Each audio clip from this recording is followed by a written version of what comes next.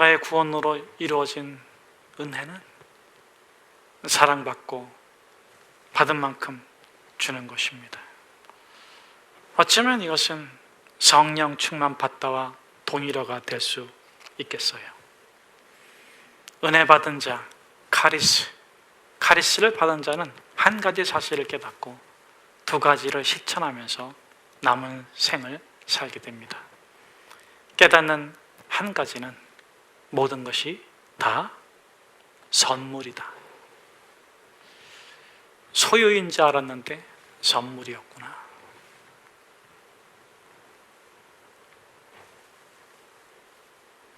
내 생명도, 내 달란트도, 내 집도, 내가 가진 것도 내 소유였는 줄 알았는데 은혜를 받고 나니까 선물이었구나. 그래서 두 가지를 실천합니다. 첫째는 나누는 것, 두 번째는 전파하는 것. 우리는 이 선물을 받은 자들이 나누는 삶의 이상형을 사도행전 2장에서 찾아볼 수 있죠. 그들이 자기의 소유를 팔아서 형제들의 필요를 채워주고 진정 우리가 바라는 이상 공동체를 이루었습니다. 그들이 그렇게 할 수 있었던 두 가지 이유는 첫째는 선물임을 깨달았기 때문이고 두 번째는 여행자였기 때문에 그렇습니다. 떠나가는 사람들입니다. 16개국 지역으로 떠나가야 될 사람들이 꼭 필요한 것만 남겨두고 나눠줬을 것입니다. 그 기쁨을 맛보면서 그 땅에서 오래도록 거주해야 되는 사람들도 삶 자체가 여행이라는 것을 깨닫고 또 자신의 모든 소유가 선물인 것을 깨닫고 나눌 수 있는 만큼 나누어 줄 때 우리가 진정 바라고 원하는 참 아름다운 공동체가 이루어졌습니다. 이것이 바로 은혜 받은 자의 삶이 아니겠습니까? 그런데 모든 것이 은혜인 것을 깨달은 자가 정말 하고 싶은 게 있습니다. 그거는 꼭 나눠주고 싶은데 나누어 줄 수 없는 것이 있습니다. 그것은 복음이고 진리이고 영생입니다. 여러분, 내가 소유인 줄 알았던 것 중에서, 내가 소유하고 있는 것 중에서 육적인 것은 그것이 선물인 것을 깨달을 땐 나눠줄 수가 있어요. 물질도 나눠줄 수 있고 시간도 나눠줄 수 있고 건강도 나눠줄 수 있습니다. 그런데 영적인 것은 내 안에 있음에도 불구하고 내가 그것을 누리고 즐기고 있음에도 불구하고 나눠줄 수 없어요. 형제 인상 쓰고 계신 것 같은데 제 기쁨을 가져가세요.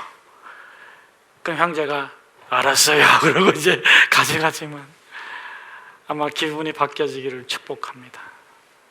형제, 그런데 내 안에 예수 그리스도가 있는데 당신이 가져가면 좋겠습니다. 내 안에 말씀이 있는데 당신이 가져가면 좋겠습니다. 내 안에 영적인 기쁨이 있는데 이걸 주면 좋겠습니다. 근데 이거 나눠줄 수가 없어.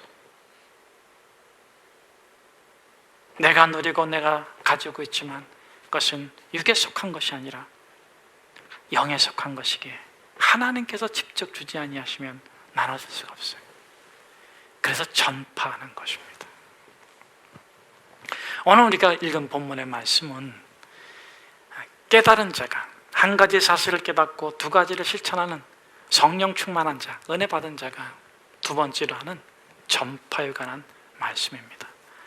어떻게 우리는 우리의 물질보다도 더, 우리의 재능보다도 더, 우리의 건강보다도, 우리의 헌신보다도 더 전해주고 싶은, 그러나 우리가 인간적으로 전해줄 수 없는 그 영적인 선물을 전해줄 수 있는가를, 그 원리를, 그 믿음의 원리를 오늘 본문에서 발견하게 되는 것입니다. 우리 1절과 2절의 말씀을 같이 한번 함께 읽도록 하겠습니다.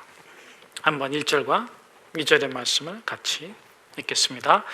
제9시 기도 시간에 베드로와 요한이 성전에 올라갈새 나면서 못 걷게 된 이를 사람들이 메고 오니 이는 성전에 들어가는 사람들에게 구걸하기 위하여 날마다 미문이란 성전문에 두는 자라.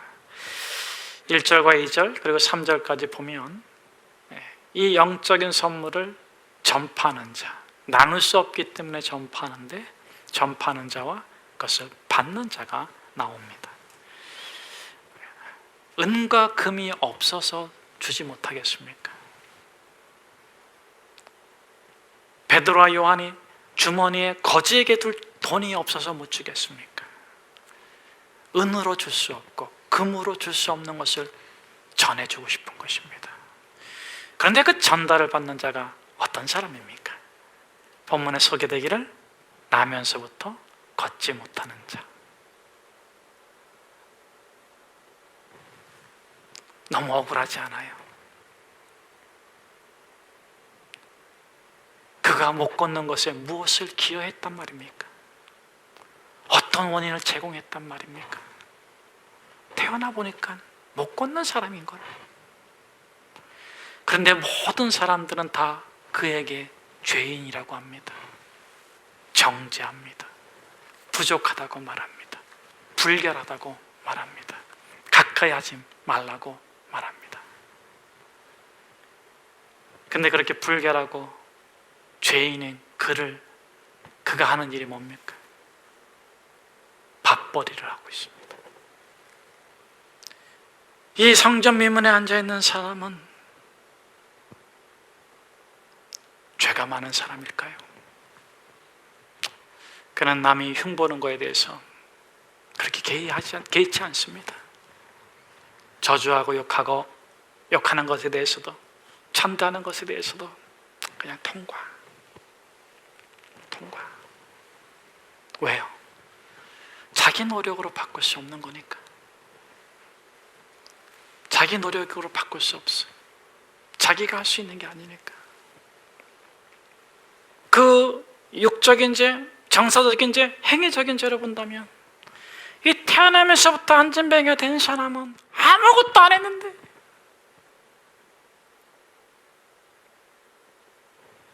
아무것도 할 수 없는데 그냥 죄인이요. 어찌 그가 죄인이란 말입니까? 기준이 무엇입니까? 왜 그를 정죄하십니까?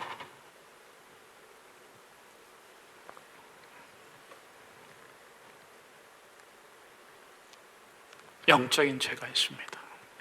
영적인 죄는 흉도 아니고 허물도 아니에요. 단절입니다. 인간과의 단절이 아니고 사물과의 단절이 아니고 하나님과의 단절을 죄라고 말합니다. 그 죄를 우리는 구분해서 영적인 죄라고 말합니다. 여러분이 성전 미문에 날마다 앉아있는 이 안진뱅이가 간절히 원하는 게 있다면 흉이 많아도 좋고 허물이 많아도 좋으니 오 하나님, 당신의 성전 안에 들어갈 수 있는 당신에게만큼은 아들이 되고 싶습니다. 이것이 오늘 전파하는 복음을 받는 자의 실상입니다. 그렇다면 전파하는 자는 누구일까요?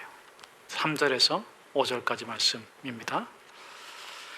그가 베드로와 요한이 성전에 들어가려 함을 보고 구걸하거늘 베드로가 요한과 더불어 주목하여 이르되 우리를 보라 하니 그가 그에게서 무엇을 얻을까요? 바라보거늘.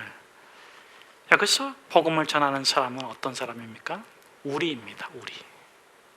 우리를 보라. 여기서의 우리는 어떤 우리입니까? 물론 베드로와 요한이죠. 그런데 이들은 어떤 사람입니까?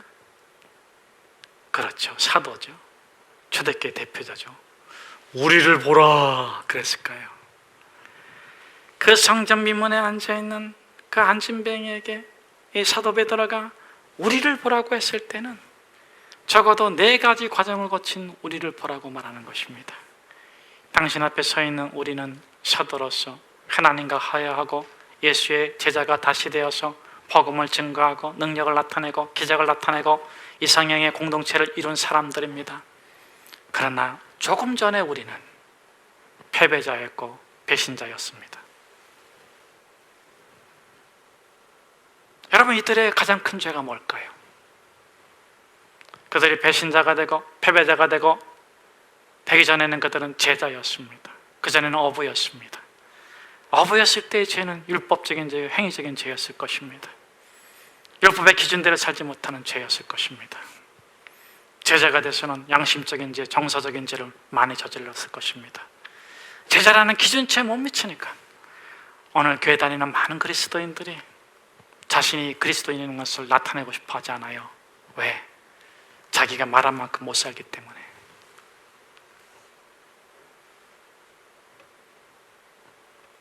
자기가 말한 만큼 못 살기 때문에.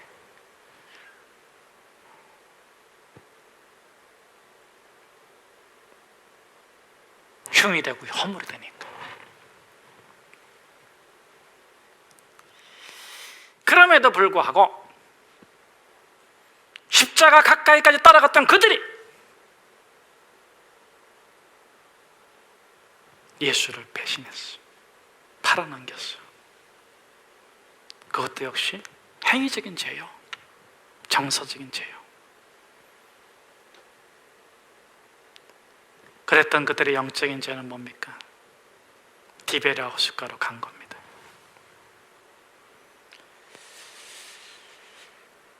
그렇게 예수를 따랐지만 현실적인 이유로, 소유의 이유로, 이익의 이유로 예수를 배반하고 등진 그들이 예수의 부활을 목도했지만 그들은 이제 더 이상 예수와는 상관없는 사람으로 살기로 결정한 거예요. 오늘날 많은 그리스도인들이 멀쩡하게 교회 와서 앉아있지만, 신앙생활 하지만 예수 시대 바리새인들처럼, 제사장들처럼, 서기관들처럼 성경을 잘 알고 예배를 잘 드리지만 마음은 디베랴 호숫가에 있는 사람들이 많아요. 예배 끝나면 골프다, 예배 끝나면 여행이다.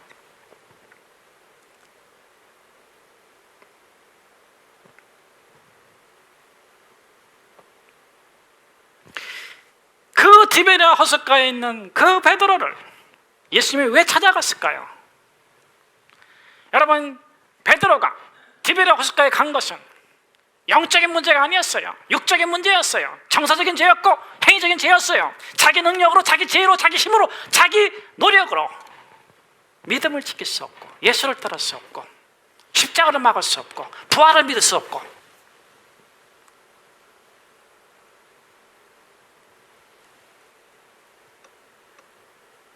더 이상 내가 예수님께 허물이 되지 말자, 더 이상 내가 예수님께 흉이 되지 말자.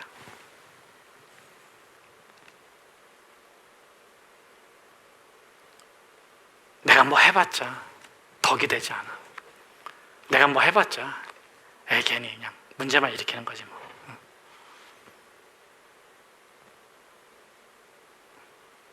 그런 마음 때문에, 그런 편의성 때문에, 그런 이익 때문에 예수를, 소명을, 직업을, 재능을, 시간을 따로 떼어 가시는 분들 계십니까? 저는 그분들에게 부활의 주님이 찾아가실 줄로 믿습니다. 그 디베랴 호숫가에서 예수님께서 하신 것이 무엇입니까? 왜 그를 만나주셨습니까? 왜 그와 함께 조반을 먹으셨습니까? 베드로야, 야곱이 야복강가에서 씨름한 것처럼 너가 믿음 안에서 씨름해라. 너의 부족함, 너의 연약함, 너의 실패, 너의 패배 세상적으로 처리하지 말고 야곱이 야복강가에서 하나님 붙잡고 씨름한 것처럼, 하나님 내가 부족하지만, 하나님 내가 연약하지만, 하나님 내가 약하지만 하나님 이 모습 이대로 하나님의 영광을 위해 살아갈 수 있도록 축복해 주십시오. 하나님, 내가 비록 부족하고 지혜가 없고 능력이 없고 어리석은 자이지만 하나님, 내가 이 땅에 속한 자가 아니라 하늘에 속한 자로 살아갈 수 있도록 축복해 주십시오. 하나님, 내가 세상의 지적질, 사람들의 지적질을 두려워하는 자가 아니라 하나님을 두려워하는 자로 살아갈 수 있도록 축복해 주십시오.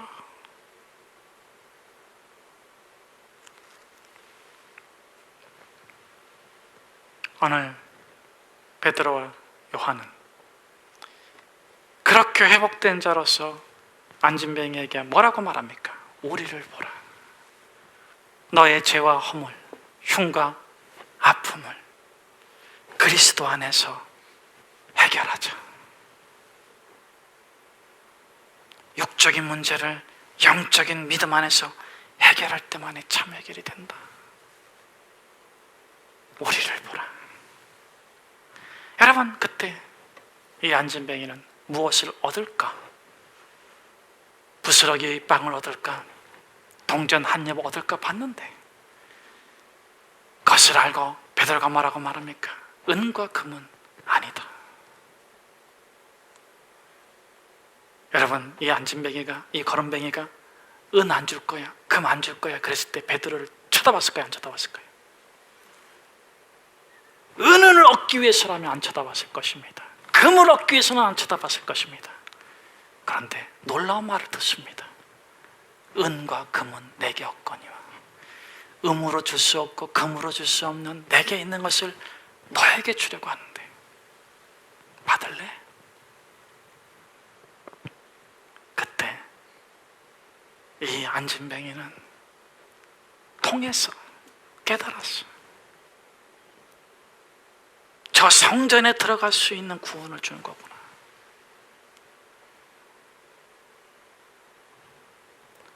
은과 금은 내게 없거니와 내게 있는 것으로 너에게 주노니 곧 나사렛 예수 그리스도의 이름으로 일어나라. 저는 저와 여러분이 어떤 흉과 허물이 있다 할지라도 세상적으로, 정력적으로, 인간적으로, 육적으로 해결하지 않기를 축복합니다. 그것이 아무리 부끄럽고 수치스럽고 고통스럽고 아프고 괴로운 것일지라도 예수 그리스도 안에서 해결할 수 있기를 축복합니다. 약복강가에서 씨름하기를 주의 이름으로 축복합니다. 그 야곱이 변화해서 이스라엘이 된 것처럼 여러분들이 이 안진뱅이가 일어나 걷는 것처럼 여러분이 이 성전에서 일어나 걷기를 주의 이름으로 축복합니다.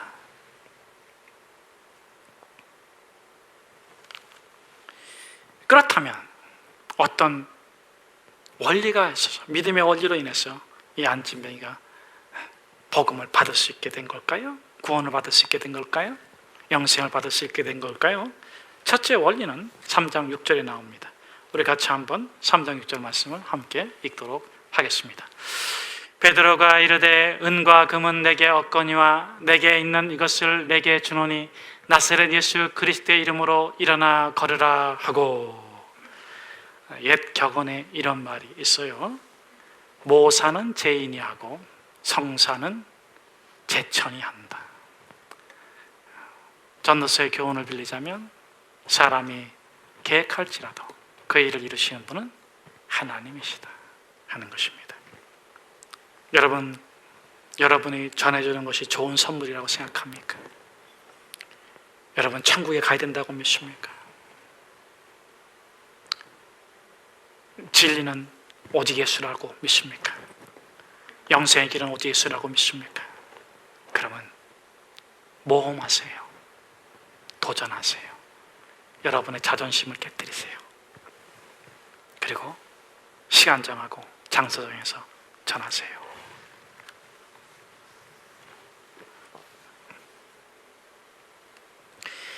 그렇게 요한과 베드로가 하나님의 긍휼을 마음을 얻고 하나님께 기도하고 응답받고 그 다음엔 집중합니다. 창피당하면 어떡할까? 뭐 하면 어떡할까? 뭐 하면 어떡할까? 다 버려. 집중. 누구에게? 그 영혼에게.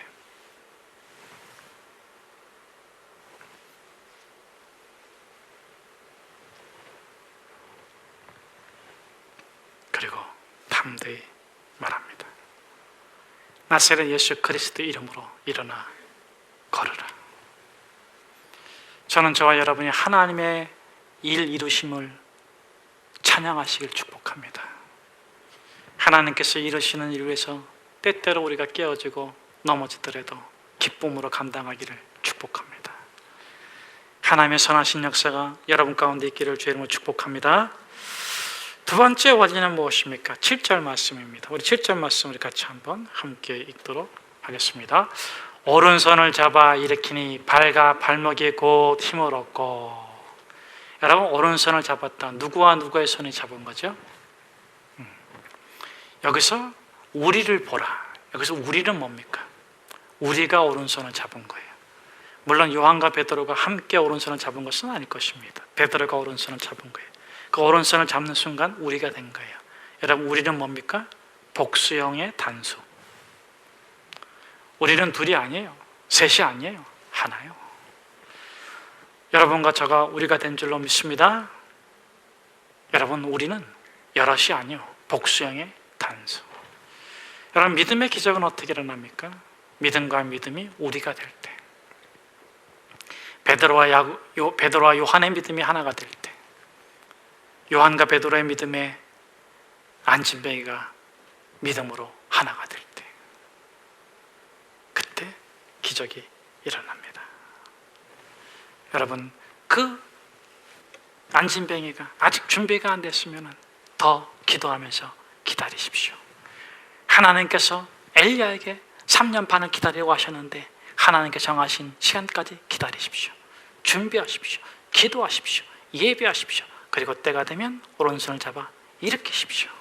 그가 일어나 걷고 뛰며 하나님을 찬양할 줄로 믿습니다. 세 번째 원리는 무엇입니까? 3절 8절에 나오는데 우리 같이 한번 3장 8절의 말씀을 같이 한번 함께 읽도록 하겠습니다. 뛰어서서 걸으며 그들과 함께 성전으로 들어가면서 걷기도 하고 뛰기도 하며 하나님을 찬송하니.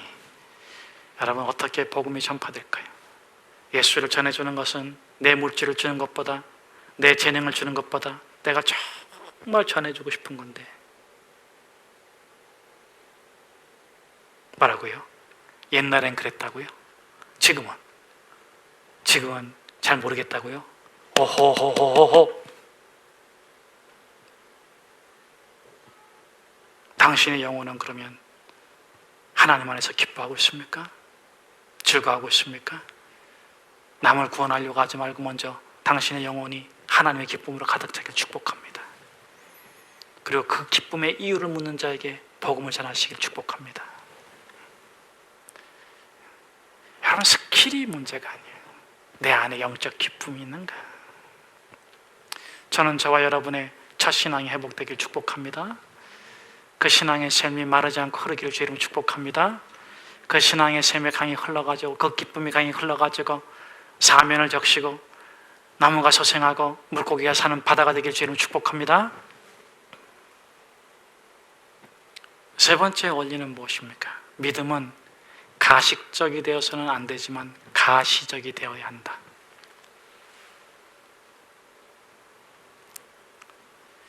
여러분이 하나님만을 즐거워하는 것을 보여주세요. 여호와를 기뻐하는 것이 너희의 힘이니라. 느헤미야 8장 10절 말씀처럼 지금 이 안진뱅이는 하나님만을 기뻐하는 거예요. 성전에 들어가면서 걷고 뛰면서 자기 자랑 안 해. 야, 내가 안진뱅이였는데 내가 나았어. 이게 아니야. 응? 그게 아니라 하나님을 찬양하고 하나님을 기뻐하고, 하나님, 당신이 나를 버리지 않으셨군요. 당신 나를 선택하셨군요. 당신의 이 순간을 위해서 나를 예비해 두셨군요. 하나님, 당신은 왕이시고 주이시고 나의 구원자이시며 나의 기쁨이십니다. 언제 믿음의 기적이 일어납니까? 언제 복음이 전파됩니까? 하나님이 주신 것을 자랑할 때가 아니라 하나님 자체를 자랑하고 하나님 자체를 증언할 때, 그때 생명이 전달되고 진리가 전달되고 천국의 문이 열리는 줄로 믿습니다.